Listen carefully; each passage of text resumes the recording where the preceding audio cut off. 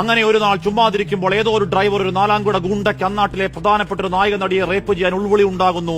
തെരുവിൽ വാഹനത്തിൽ ബലാത്സംഗ ചിത്രീകരണം, വിഷ്വൽ ഗൂഢകേന്ദ്രങ്ങളിലേക്ക് എത്തിക്കുന്നു, തെളിവുനാശം, ജാമ്യത്തിന് ശേഷം മോഡലിംഗ്, ആഡംബര വാഹനങ്ങളിൽ കറക്കം.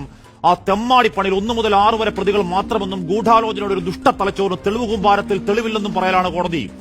പ്രോസിക്യൂഷൻ പരാജയം, സർക്കാർ പരാജയം കൂടിയാണ്. കോടതി ഉത്തരവിൽ വിശുദ്ധനാക്കപ്പെട്ട 8ാം പ്രതിയെ വാരിപ്പണിരുന്ന താരശരീരങ്ങൾ, മാടി വിളിക്കുന്ന റെഡ് കാർപ്പറ്റുകൾ, ആരാധക വൃന്ദം. മാലപ്പടക്കത്തിനിടയിൽ ആ കേസിന്റെ മറന്നുപോകരുതാത്തൊരു ഭൂതകാലമുണ്ട്. ആ ജഡ്ജിയുടെ സമീപനം താങ്ങാവതല്ലെന്ന് പറഞ്ഞ് രാജിവെച്ചിറങ്ങിപ്പോയത് 2 പ്രോസിക്യൂട്ടർമാർ.